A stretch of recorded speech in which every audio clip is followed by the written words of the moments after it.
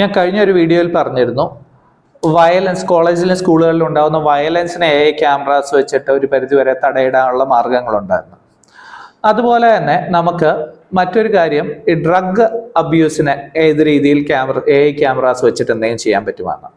അതിന് നമുക്ക് ഒരു പരിധിവരെ എങ്കിലും ഈ ഡ്രഗ്സിന്റെ ട്രാൻസാക്ഷൻസ് കോളേജിലോ സ്കൂളിലോ നടക്കുന്ന ഒരു പരിധിവരെയെങ്കിലും നമുക്ക് കുറയ്ക്കാനായിട്ട് സാധിച്ചേക്കും. ഇത് കൂടുതലായിട്ട് നമുക്കറിയാം, ഇത് കൂടുതലായിട്ട് നടക്കാൻ സാധ്യതയുള്ള ഒറ്റപ്പെട്ട ഏരിയകളിൽ ആളുകൾ ഒറ്റയ്ക്ക് ഇരിക്കുന്ന 2-3 പേര് മാത്രമായിട്ട് ഇരിക്കുന്ന ഏരിയകളിൽ ഒക്കെ ആയിരിക്കും ഇത് കൂടുതലായിട്ട് നടക്കുന്നത്. അപ്പോൾ നമുക്ക് ഇങ്ങനെയുള്ള സിറ്റുവേഷൻസ് കണ്ടുപിടിക്കാനായിട്ട് ക്യാമറാസിന് പോസിബിൾ ആണ്.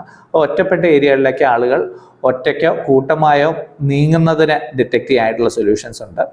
ഒരു പെർട്ടിക്കുലർ ഏരിയയിലേക്ക് ആരെങ്കിലും പോയിട്ട് കുറച്ച് സമയത്തിനുള്ളിൽ തിരിച്ചു വന്നിട്ടില്ല, ഒരു പെർട്ടിക്കുലർ സമയത്തിലും കൂടുതൽ സമയം എടുക്കുന്നു എന്നുള്ളപ്പോൾ അത് തിരിച്ചറിയാനും അതിനെ അലേർട്ട് ചെയ്യാനുമായിട്ടുള്ള സൊല്യൂഷൻസ് അവൈലബിൾ ആണ്.